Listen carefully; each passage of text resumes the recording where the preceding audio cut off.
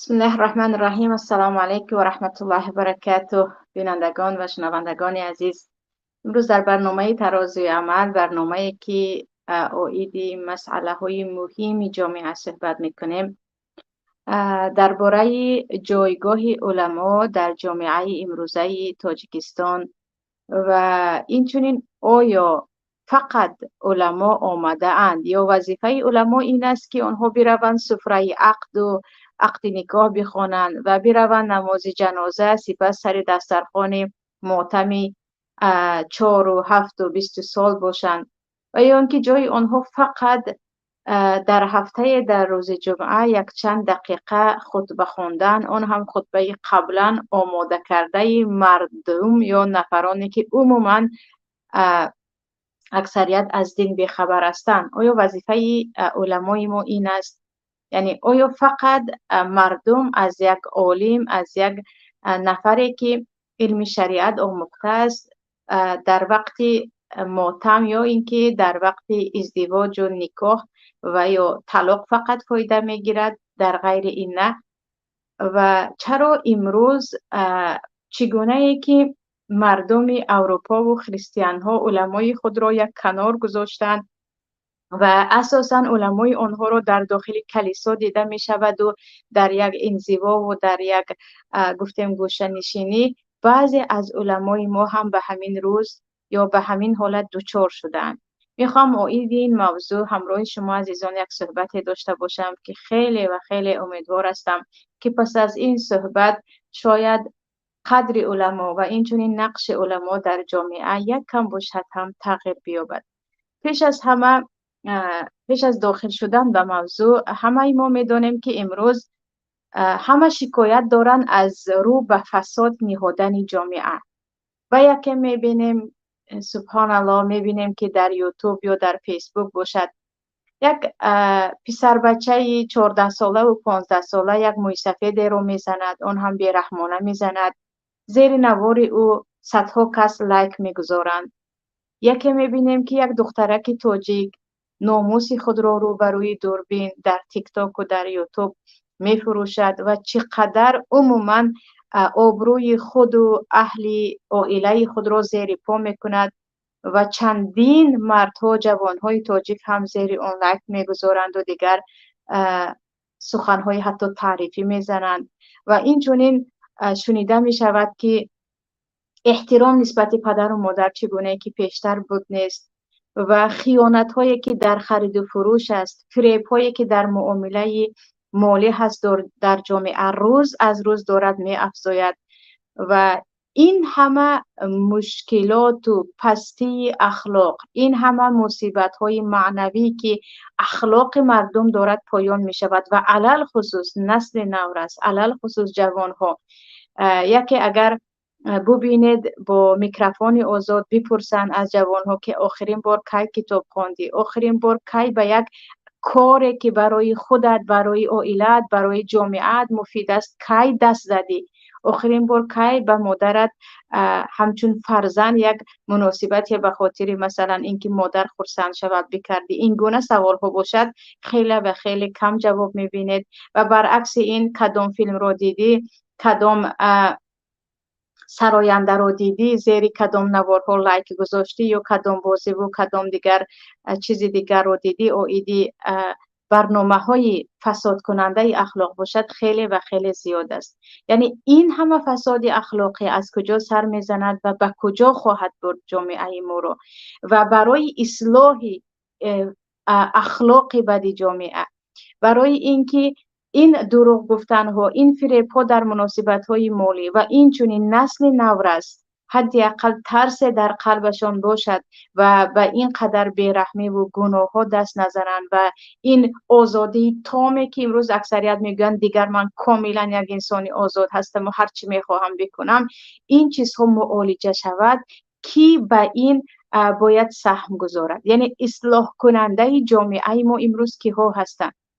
آیا به دست حکومتی ها هست؟ آیا حکومت باید اصلاح کند؟ که میدونیم حکومت از افراد، از انسان ها عبارت است و انسان هایی که در حکومت امروز کار میکنند، در حکومت تاجیکستان شما میدونید که شاید 99% نیاز به اصلاح شدن دارند، نیاز به اصلاح شدن دارند و از عهده اصلاح کردن نمیبرایند و این هرگز یک طغیان یا اینکه یک تهمت نیست، زیرا میبینید که فرزندی کدامیش در کدام کار اصلاح کاری کار میکند و خود همان انسان به جامعه تا چه اندازه فایده اش رسید. آیا حکومتی ها باید مردم را اصلاح کنند یا اینکه پدر و مادر باید اصلاح کنند که پدر و مادر هم خود دیگر اکثریت در حیرت ماندند و نمیدونند چی کار کنند، یا اینکه کمیته تنظیم یا اینکه دو سه بلاگری که دیگر برآمده در از این و از آن یک کم شعر میخواند و قصه میخواند، یعنی اینها باید، یا دو سه سراینده با سرود خود میتواند، یا دو سه فیلم های ترکی و فیلم های داخلی یعنی مال خودمون میتواند اصلاح کند. اصلاح جامعه اساسا الان به دست کیست؟ کی باید این فساد اخلاقی رو از بین ببرد؟ راستی بعضی ها شاید فکر کنن که چرا همیشه از فساد میگوید؟ آره، وقتی که مقصد اصلاح کردن یک جامعه است ما باید زیادتر از فساد و از مشکلی ها بگوییم، اما آن چیزی که خوب و بخیر است دیگر اون نیاز به اصلاح کردن ندارد و آن چیزی که تماما عیان است آن را حاجتی تعریف کردن و بیان کردن هم نیست. اما دیده ایستادیم و چون بنده به حیث یک مادر، به حیث یک خواهر تاجیک، به حیث یک نفری که به ملت و به وطن خود اگرچه از دوری های دور باشد هم میسوزم و غوغای درونم به من اجازه نمیدهد که خاموش بمانم. میبینم که چقدر دارد جامعه امروزه ما، چه از مکتب های میانه شروع کرده تا جامعه و یعنی دانشگاه ها و تا نهادهای دولتی به اصلاح نیاز دارد و تا داخل باغچه بچگان و داخل عائله و مناسبت ها و ارتباط های عائلوی. یعنی اصلاح این همه فساد یا پستی اخلاق را ما باید در کی بجوییم و از کی ببینیم؟ یکی چیزی که به نزدیکی فقط بنده فراموش کردم یا از یادداشت‌های اقبال لاهوری بود که در مدتی که زندگی کرده بود در انگلیس یا انگلیه نوشته بود، یا از سید قطب بود که یک مدتی کوتاهی که در آمریکا بوده نوشته بود. یعنی از هر دو همین یک عالم، یک نفرشون که هر چی فکر کردم به یادم نمیرسد. مهم این دو نفر که هر دو هم از مجدد و این چونین از علمای برجسته عصر 20 می باشند، میگویند اروپا و امریکا گفت ما به پیش قدم می نهیم و ما دیگر به تکنولوژی و عموما به تقدم و به ساختن یک دولت یا گفتیم یک عموما اقتصاد بزرگ قدم می نهیم و دین را یکسو می گذاریم. برای ما دیگر دین لازم نیست، برای ما دیگر کلیسا و حکمهای کلیسا لازم نیست. اما همان لحظه ای که گفتن دیگر مردم شما با دین کار نداشته باشید، شما فقط کار کنید و پیش روید، مردم خوی حیوانی را کسب کردن را شروع کردن. یعنی مردم هرچی قدم نهادند و از دین دور شدن، هرچی نزدیک دورتر شدن از انسانی. و میبینید که اگرچه اینها 100 سال تقریبا 100 سال پیش این را گفته بودن، اما امروز ببینید که در حقیقت مردمی که میگویند برای من سگ از پدر و مادرم بهتر است، مردمی که میگویند من با یک گربه زندگی کردن رو بالاتر میدونم از اینکه ازدواج کنم، و این چنین ازدواج مرد به مرد و آن همه فساد اخلاقی که در حقیقت با آن همه پیشروی و تقدم و پول و مالی که آنها دارند دیده ایستاده ایم. یعنی در حقیقت گفته این علما رو امروز میبینیم. و به خود روسیه هم، یعنی روسیه امروزه هم که اینقدر مردم غرق نوشیدن هستند و اینقدر مردم دیگر یک خویهای دارن که دیگر اکثریتشان البته انسان دیگر گفته هم نمیتواند، برای اینکه برنامه هایی که برنامه های عائلوی است، وقتی میبینید که پدر نسبت پسر چه میگوید، مادر نسبت دختر چه میگوید، عائله هستن چی هست در روسیه، علل خصوص سالهای آخر که آنها هم دارن دیگر عائله از بین در جامعه روسیه می رود. اما اگر تقریبا 100 سال پیش نگاه کنید یا در یادداشت‌های مثلا چخوف و تالستوی یا داستایوفسکی از اینها اگر نگاه کنید، آنها وقتی در کتاب‌های خود قصه میکنن از یک عائله کاملا مثلا پدر و مادر و یعنی زنی رو توصیف میکنن که روسری در سرش بود، لباس‌های دراز داشت، یعنی مردم اخلاق خود را داشتن. و بعد از آمدن شوروی و کاملا جدا شدن کلیسا از دولتشان، اگرچه کلیسا یک دینی باطلی یعنی دینی آسمانی را کاملا تغییر داده بود، اما تا حد مردم اینقدر از انسانیت دور نبودن. اکنون ببینیم، یعنی اینها رو خاطررسان کردم عزیزان که ببینید به تاجیکستان ما، ببینید به جامعه ما. امروزه تاجیکستان در چه حال قرار دارد؟ وقتی علمایی که باید به مردم از حلال و حرام بگویند، از مناسبت آنها با خرد و کلان بگویند، از تربیت فرزند و از تربیت همسر بگویند، از حقوق زن بگویند و از حقوق شوهر بگویند، برایشان هیچ منبری وجود ندارد. برای آنها وظیفه‌ای که آنها بدون هیچ مشکلی کرده میتوانند یا کسی پیش راه آنها را نمیگیرد و همه به آنها نیاز دارند، یکی جنازه خواندن هست. برای آنکه در جنازه خواندن همچون این را از دین هم نه ببخشید الکی همچون عرف و عادت بدون هیچ ملای جنازه خوانده نمی شود. و دیگر سفره عقد که عقد نکاح را باید حتما یک ملا بخواند. در دیگر حالت ها چی؟ در دیگر حالت ها آیا از اهل دین کسی رفته مشورت میپرسد؟ آیا نزد ملا زانو زده نسبت فرزند من که این چنین تربیت دارد، نسبت دخترک من که به این راه رفته است، نسبت همسر من که این گونه دارد، نفرانی هستند که بپرسند؟ آیا هستند؟ و اگر باشند هم چند نفر هستند؟ ببینید در ما پروردگار خالق و رازق و آن پروردگاری که او میداند که برای انسان چی چیز لازم است و خود میداند که عقل انسانیت برای راه راست را پیدا کردن کفایت نمی کند. هزار عقل اینشتین داشته باشه و هزار عقل نیوتن داشته باشه، یعنی کاملا یک فیلسوف یا خیمیک و فیزیک باشه، هم تو 100% راه درست را در دنیا پیدا کردن نمی توانی مگر اینکه یک نصیحتگر داشته باشه. برای همین الله و ما پیامبر میفرستاد، رسولا یتلو علیهم آیاتی و یزکیهم و یعلمهم الکتاب و الحکمه. الله میگه پیامبر فرستادیم برای مردم تا که به آنها احکام الله را بگویند. الله برای شما چی کار را کن میگوید، نکن میگوید، این را بفهمانند و اینچنین برای آنها کتاب و حکمت و سنت های خود، راه و روش علم اینها را بیاموزانند. برای آنکه اگر پیامبر نآمد مردم در گمراهی آشکار میمونند.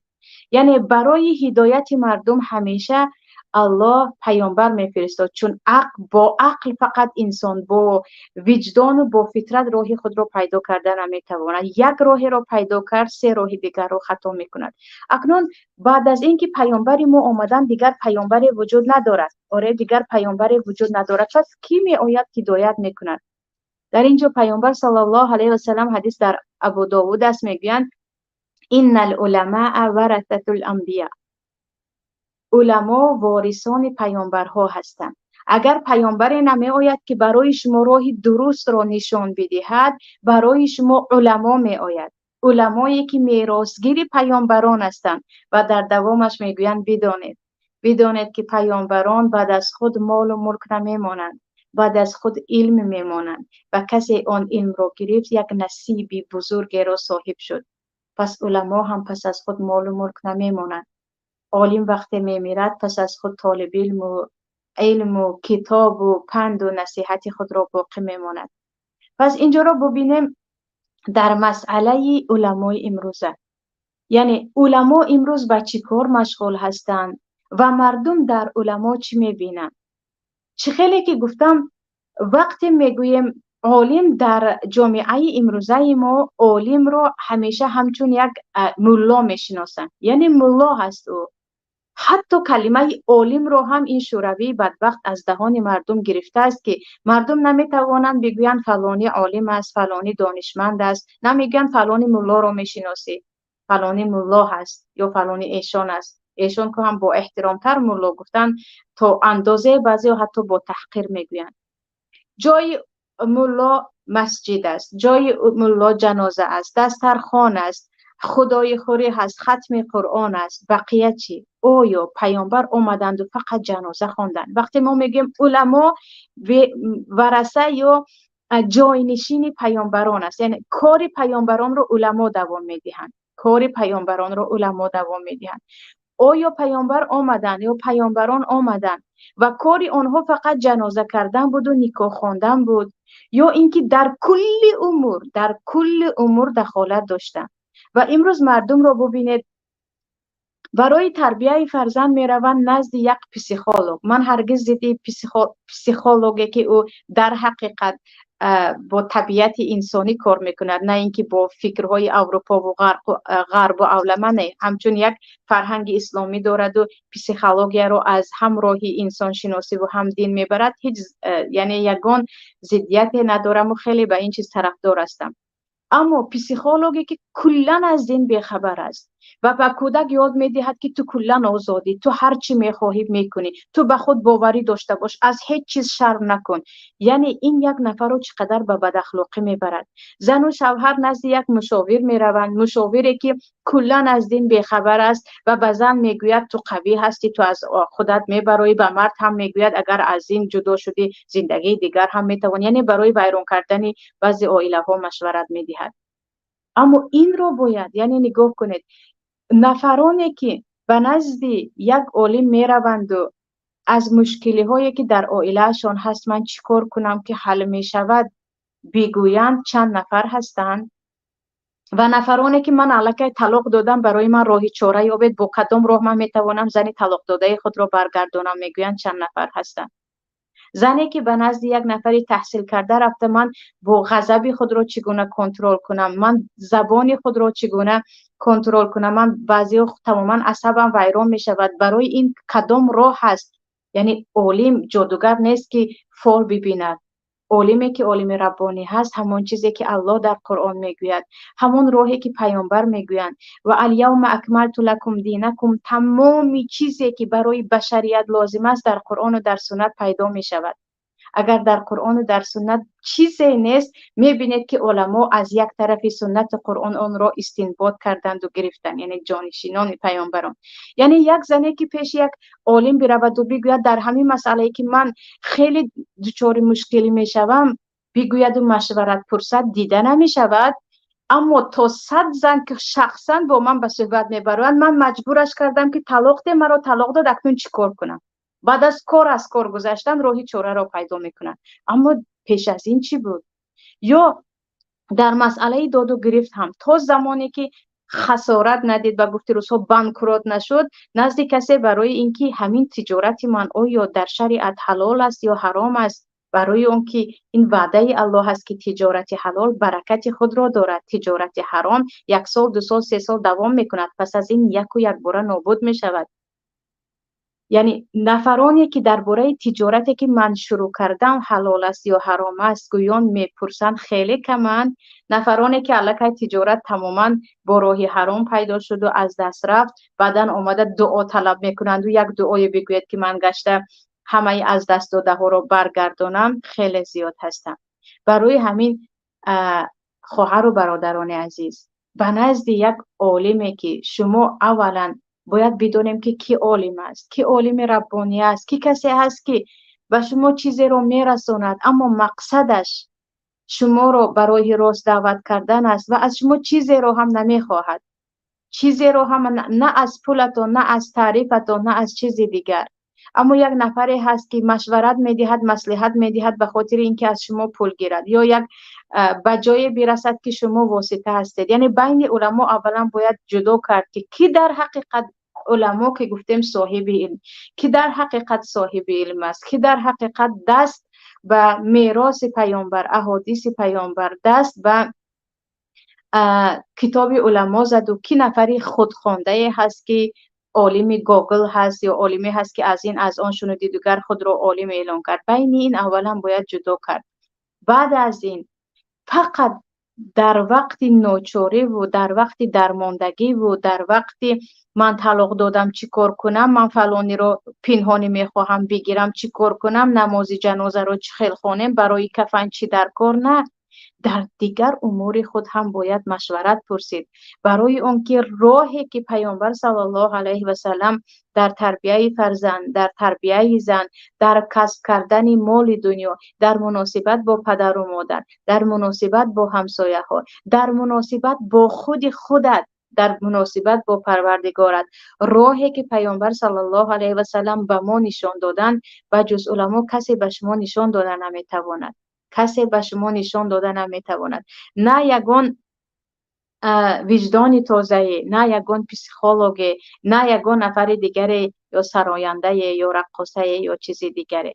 یعنی این مسئله از مسئله هایی هست که مایان علما رو فقط خاصی دو سه کار دو سه مسئله کردیم، بقیه رو به خودمون حل میکنیم گفتیم، اما از عهدهش نبرآمده ایستادیم. مسئله دیگر این است که ببینید، مسئله که میگویم علما چی؟ یعنی بعضیا میگوین شما اینجا میگوید شما نزد علما نمی روید، ما از کجا عالم پیدا کنیم؟ میدونیم که علم خودش به پایش نمی آید.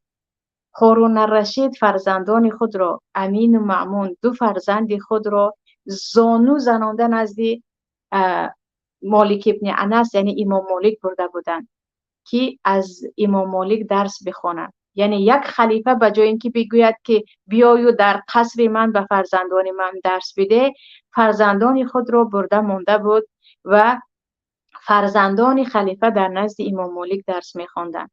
ببینید که بارها و بارها پیشنهاد میکند که ابو حنیفه رحمت الله علیه پیش از هارون الرشید وقتی منصور بود خطا نکنم، از منصور طلب میکند که تو قاضی من باش. ابو حنیفه میگوید نه، مرا با شاگردانم و حلقه های درسم بیمان، من هرگز در قصر تو قاضیگی نمیکنم. بعد از این وقت هارون الرشید میآیند، البته اولا ابو یوسف، بعد از این امام محمد تا مدت 10 سال و زیاد هم در قصر خلافت قاضی بودند به حیث قاضی و به حیث مشاور. و اینجا ببینید امروز زیادی ها خیلی و خیلی تأسف میخوریم. بعضی ها حتی میگن دیگر جانم به لب آمد، به جز دعای بد چیزی نمیگویم. و بعضی نفران قدرتمند و بعضی نفرانی که سر کرسی هستند هیچ رحمی ندارند. عزیزان، یکی از سبب اساسی اینقدر بی‌رحم شدن، اینقدر سنگدل شدن، اینقدر عموما از خدا بیخبر شدن که حق مردم را میخوری بود هیچ نمیترسی، بالای مردم ظلم میکنی و نمیترسی، این است که یک مشاور خوبی در پهلویت نیست. یک نفری نیست که تو را یاد بدهد که به یادت بیاورد که امروز نه فردا هم داری. بعد از این کرسی تو را دیگر تابوت انتظار است. فقط تو در همین جایت نیستی، یعنی کرسی تو تا ابدالآباد نیست، یک مدتی کوتاه. الان 60 ساله هستی، الله میداند که به 70 میرسی یا نمیرسی. یعنی بجز همین جای امروزه خود کمی آینده رو هم فکر کن. شاید دعای یکی از همین ها میگیرد و در همین رو سکته دل میشوی. شاید دعای بعد یک نفری که امروز ظلمش کردی، راندی، پاسپورتش رو ندادی، کاری دیگر کردی، دعای بعدش که میگیرد و میبینی که فرزندت به چه احوال است، عروست، نبیره‌ات، دخترت، دامادت، همسرت به چه احوال است. یعنی یک نفری پند دهنده نیست که میبینیم این گونه مردم در جایش یا بعضی نفران تماما به جای قلب در وجودشان یک تکه سنگ است. پس اینجا وقتی از شکایت میکنیم که چرا این رفته ایستاده است، پس مشکلی در اینجا هست که نفرانی که اهل دین هستند، وارثان پیامبران هستند، آنها را یک سو گذاشتیم یا آنها هم دیگر مجبور شدن یک سو بیستند. ببینید با کدام دولت های مسلمان نشین، ببینید حتی همین ازبکستان بعد از دنیا رفتن اون کریموفی پیش داره، ببینید یک چند کانال های دارن که تلویزیون دولتی در داخلش بعضی اهل علم صحبت میکنن. اهل علم حداقل درباره زکات فطر صحبت میکنن، درباره حلال و حرام صحبت میکنن، درباره بعضی مسئله ها صحبت میکنن. یک نفر نشنود هم یک نفر دیگر فایده میگیرد.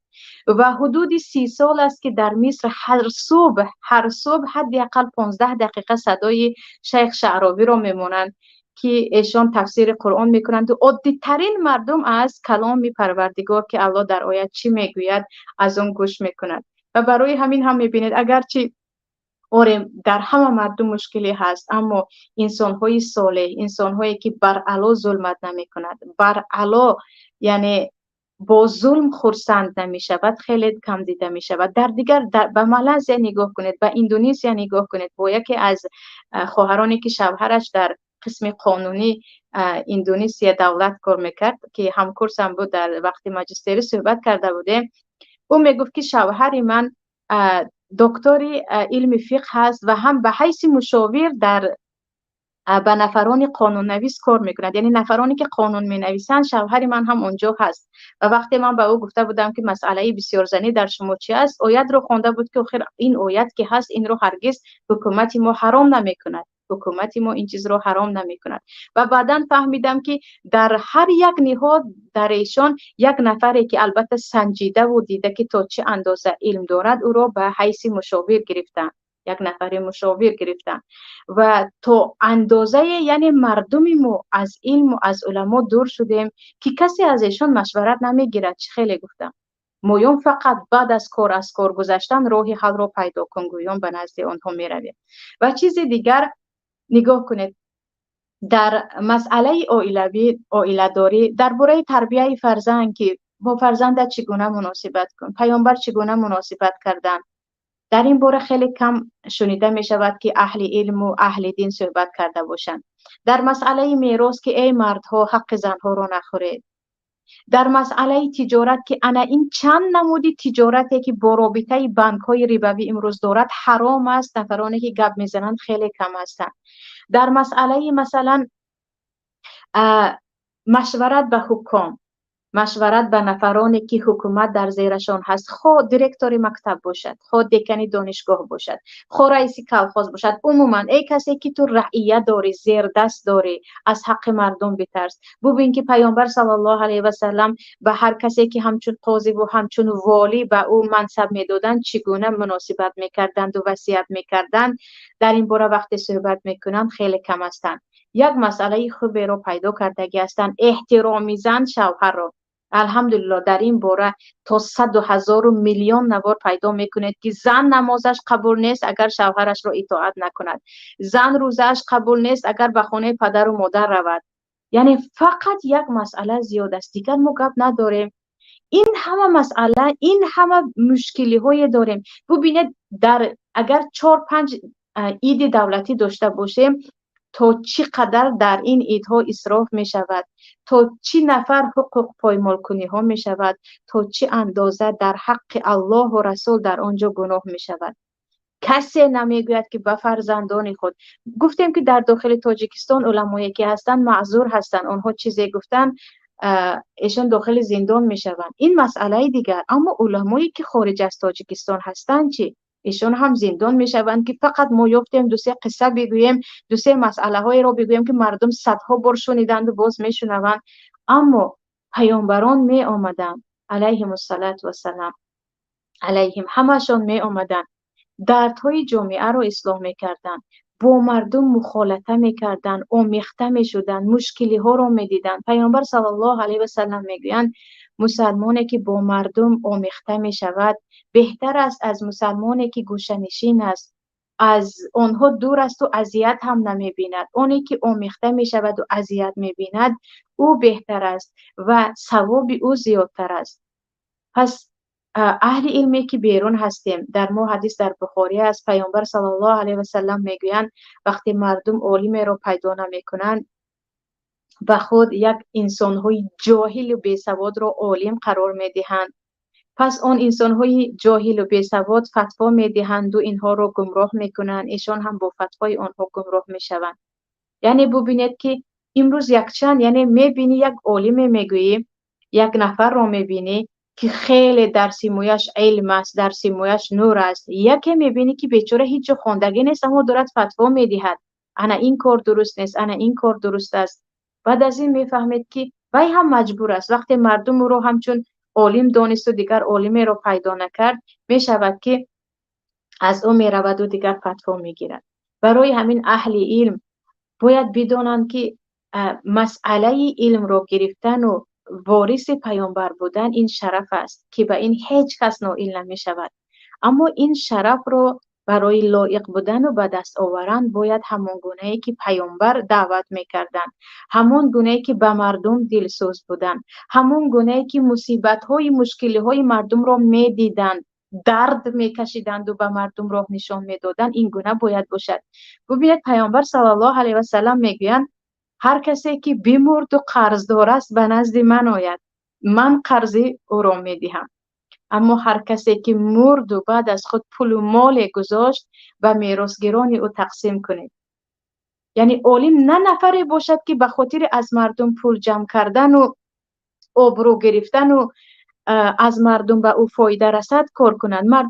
عالم نفری باشد که او به فایدهش به مردم رسد، او رساله خود را بداند که او آمد، یعنی زندگی او، حیات او برای رسانیدن خیر و برای رسانیدن آنچه که مردم را به راه راست میبرد هست. نه اینکه نه من میرسانم که پول بگیرم، من درس میدهم تا که کار کنم. یعنی البته سخنی من یکم به تنقید علما گذشت که خیلی معذرت میپرسم اگر در حق عالم یا یگان اهل علم یکم زبان درازی کردم که پروردگار مرا ببخشد، لیکن چون مسئله داغ روز است باید بگویم. مسئله داغ روز است. از جهت دیگر چه خیلی گفتم برادرانی که خیلی شکایت دارد که من در زندگی خود دیگر خیر رو نمی بینم، چیکار کنم که همسرم دزدی میکند، چیکار کنم فرزندانم دزدی میکنند، یا خواهرکانی که شکایت میکنند که من چیکار کنم که به یک شوهر ظالم واخوردم، یا اینکه در مسئله تربیت فرزند راهی رو پیدا نکرده ایستادم، یا نفرانی که قدم به تجارت می نهید و خیلی می ترسد که یک تجارت شما کساد و خسران نشود.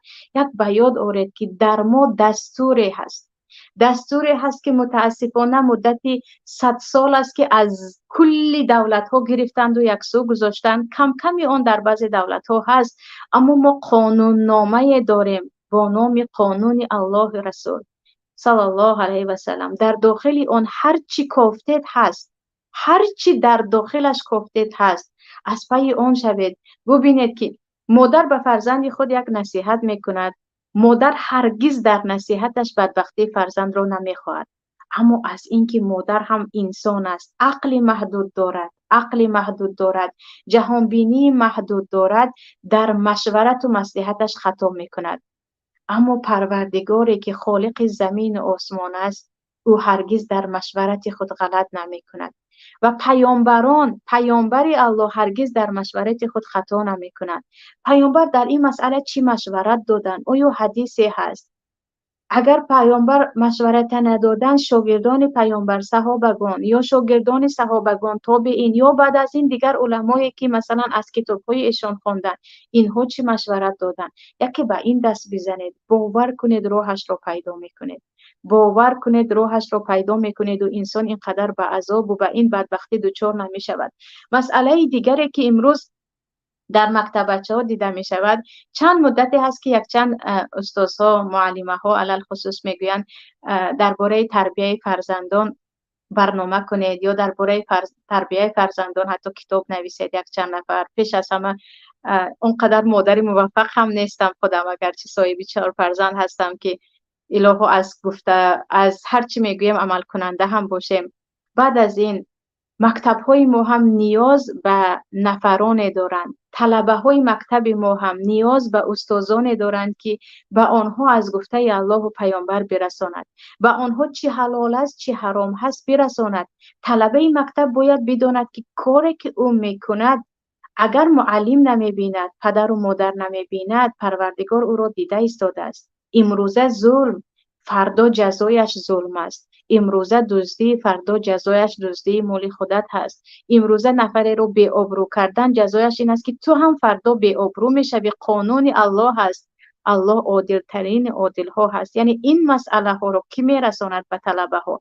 وقتی علما رو فقط برای جنازه خوانی جدا کردن، وقتی علما فقط میرود و نکاح میخواند، یا اینکه سر دسترخوان خدایی برای ارواح گذشته ها دعا میکند و بعد از این برای او حق نمیدهند که برود با طلبه ها صحبت کند، با طلبه های دانشگاه صحبت کند. کدامی از کجا آمده است دخترک 25 ساله با لباس نیم اوریان برای طلبه های دانشگاه از اینجا و از اینجا این تروریست است، این خائن است بیان صحبت میکند، طلبه ها رو برای او جمع میکند. اما نشنیده اید که در کشور ما در دانشگاه مردم را جمع کنند و بگویند عالم دین می آید برای شما درباره این مسئله صحبت میکند، درباره همراه شما آیید جوانهایی که در قرآن آمده است، جوانهایی که با پیامبر بودن صحبت میکند. شنیده نمی شود. ببینید در وقتی که در مصر بودیم، بار استاد ما رو گفتن که خیلی به درس دیر کردم. وقتی پرسیده شد که استاد خیلی شما دیر کردید، ما منتظرتان بودیم، گفتن امروز مرا به دانشگاهی که در آنجا قسم پلیس هست یا که دانشگاهی که قسم حربی هست و در آنجا میلیسه ها رو مثلا تربیت میکنن یا اینکه دانشگاهی گفتیم میلیسگی هست و آنجا بردن و من تقریبا به 2000 نفر داشتم امر معروف میکردم. بار دیگر گفتن در فلان بیمارخانه تمام طبیبان را جمع کردن که من باید با طبیبان یک موضوع میکردم و هیچ مشکلی نداشت. او از شما پولم نمیخواد.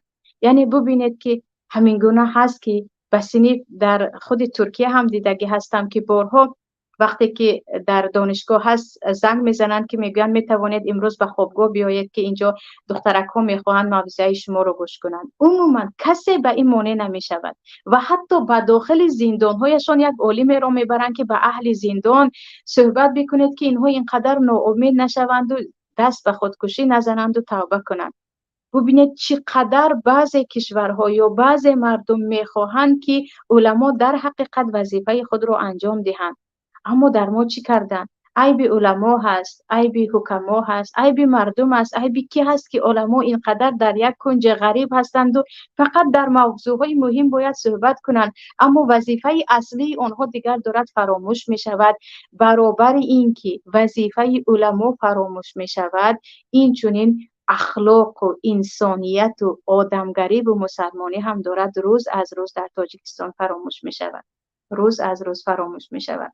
برای همین عزیزان پروردگار نصیب کند که مشاور ما یک عالم باشد، مصلحتگر ما یک عالم باشد. عالم را فقط برای جنازه صدا نزنیم، عالم را برای مشورت دادن در مسئله های مهم زندگی خود هم صدا بزنیم و یعنی دعوتش بکنیم. و این چنین علما هم فراموش نکنند که پیامبران آمدن و عوض دعوت خود نه آبرو میخواستند، نه پول میخواستند، نه چیزی دیگر میخواستند.